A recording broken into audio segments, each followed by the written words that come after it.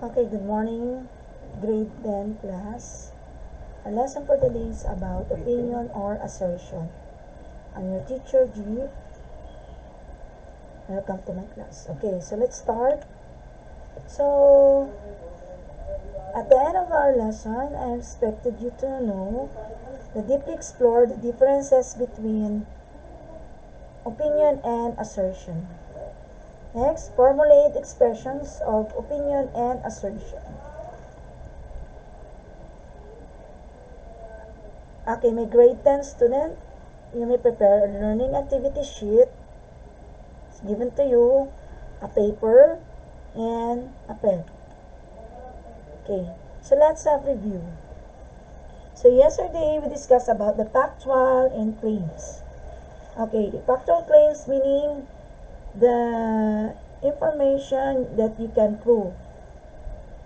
So, sample, the room measures 10 feet by 12 feet. So that is an example of factual and claims. So for today's topic, we have opinion or assertion. So may you identify each statement if it is assertion or opinion. Since the start of the pandemic, number 1, getting the children back to school never seemed to be an item of urgency. 2, there is clearly something wrong with us. Number 3, children have no political influence. 4, we need further strongest possible action from the international community to immediately end the military coup to stop oppressing the innocent people, to return the state power to the people, and to restore the democracy. 5. It was a dramatic moment back in February when Keo Motun's voice rumbling dissociated himself from the coup that kicked out the democratically elected civilian government led by Aung San Suu Kyi and forcibly replaced it with military rule. Okay, so here are the answer. Number 1, opinion. 2, assertion. 3, opinion. 4, assertion. And 5, assertion. Okay, so let's define opinion as a view, judgment, or appraisal drawn from the fact. It is usually a concept or impression based on factual evidence. Opinions can be changed, often and usually reflect one person. So we have example. Philippines is one of the best destinations on the planet with 18,506 new COVID cases reported yesterday and infections again rising in Metro Manila. Any pilot test or the resumption of face-to-face classes anywhere in the country will have to be carefully reviewed. While an assertion is a declaration or expressions of a strong belief toward a particular topic, often without evidence. It usually includes forceful or confident and positive statement regarding a belief or a fact. In contrast to an opinion, an assertion, which is usually subjective, expresses vindication, mostly with no support or evidences. So we have examples. Number 1, men are always stronger than women. 2, an apple a day calls a doctor away. 3, Philippines is the happiest country in the world. 4, education, however, must go on to keep young minds stimulated amid the pandemic and keep the teachers employed. 5, in my lifetime, I've also listened to the most outstanding Philippine orators of our time well enough to know what makes a good public speaker. So we have different types of assertion. The first one is the basic assertion. Straightforward statement that expresses a belief, feeling, opinion, or preference. So one example of it, I would like you to wait until I have finished speaking.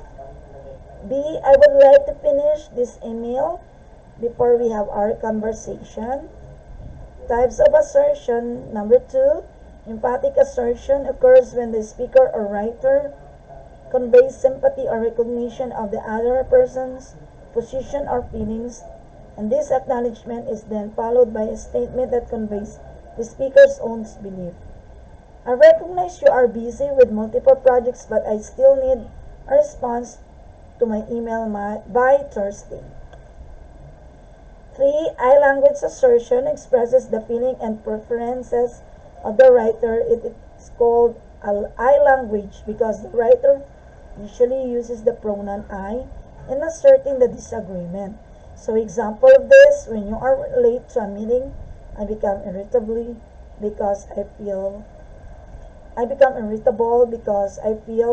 as if you do not value our work enough to be on time. Therefore, I would like you to arrive on time for our meetings. I language assertion like I believe, in my opinion, it could be said that. Next column is you may use I think, I feel that, must. Next, you may use also never, always, all, cannot. And lastly, best, worst, without question. So let's have an activity to let's have multiple choice. Read the statements carefully. Identify the term that most accurately describes the meaning of each sentence by drawing a box around it. Then select the appropriate response from the parentheses. 1.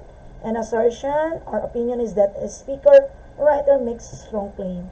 Although the claim may not be factually correct, the person making it believes it is not. 2. A basic assertion or emphatic assertion expresses a belief, feeling, opinion, or preference. 3. Most people believe that basic assertion, commonplace assertion is true even if they cannot prove it. 4. In emphatic assertion or I language assertion, strong words are used to express sympathy or acknowledgement of the other people's position or feelings. This claim uses the first person pronoun I. And 5. Assertion. Opinion is defined as a basic type of argument in which learners justify their own opinions and preferences. So we have number 1, the answer is assertion. Number 2, basic assertion. Number 3, commonplace assertion. And number 4, I language assertion. And 5, opinion. So number 6, 7, 8, 9, and 10, you may identify the true, analyze it true or false. Each statement, if you think that this statement is correct, and false if it otherwise.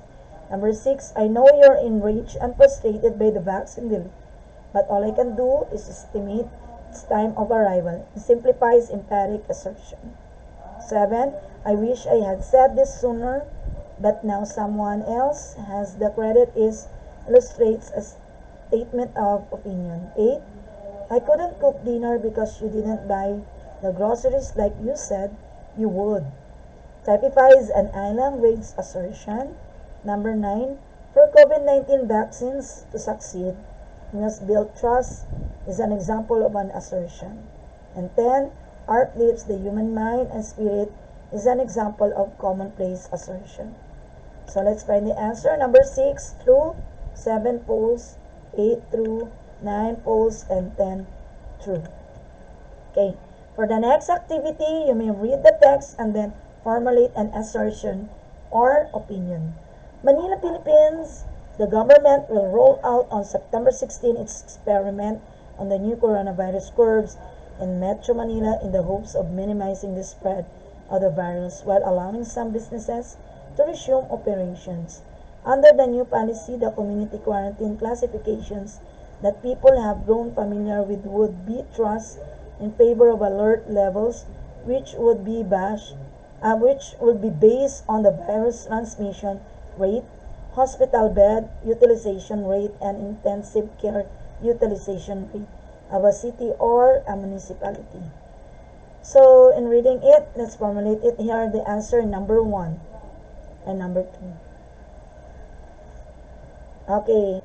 I think this new alert level scheme will surely bring confusions to the people, just like what happened during the first day of the implementation of community quarantine with different classifications. So that is the answer, opinion. So number 2, this will be the best thing that the government will do so far. So the answer is assertion. So for the activity, you're going to fill in the blanks and read the article thoroughly. Then look for the sentence that you believe present in the opinion or assertion.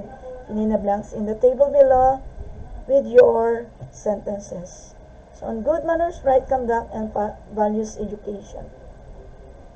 President Duterte signed a bill into law that restores subjects like good manners, right conduct, and values education.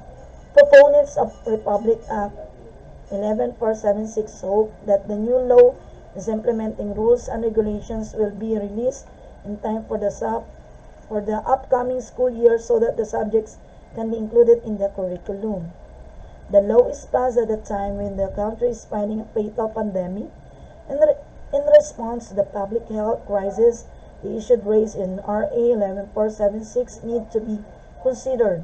The measure, according to Pasig Representative Roman Romulo, chairs the House Committee on Basic Education and Culture, will help instill basic tenets in the youth, such as caring for oneself, giving concern for others, according to the proper respect for people, upholds discipline and order, cultivates sincerity, honesty, obedience, and above all, country love. In 2013, good manners and right conduct subjects were phased out and replaced with edukasyon sa pagpapakatao. JMRC will be integrated into daily activities in kindergarten and taught as the separate subject in grade 1 to 6 under the new law. From grade 7 to 10, JMRC will be integrated into the values education subject.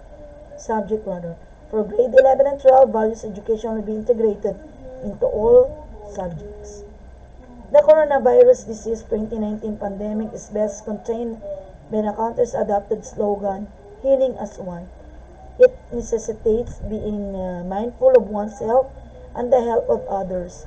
We stay healthy so that we do not infect others, particularly the elderly and those with comorbidities for whom COVID-19 infection could be fatal. JMRC and values education can help promote the behaviors and attitudes necessary for success in the fight against COVID-19. Public officials from the President down should lead by example and show proper manners in both word and deed. Aside from the pandemic, practically every aspect of life can benefit from good manners, proper conduct, and proper values. It's past time to give the subject that attention they deserve. So here is the article that you may put it down, the opinion cited and the assertion cited here. You may put it this. Then look for the sentence that you believe present opinions. Then write it below in this column. Okay, grade 10 student, thank you for your listening. God bless everyone. So I gave you these remarks. Learning is a continuous process. Don't stop. Just continue what you are doing. Good day and God bless everyone.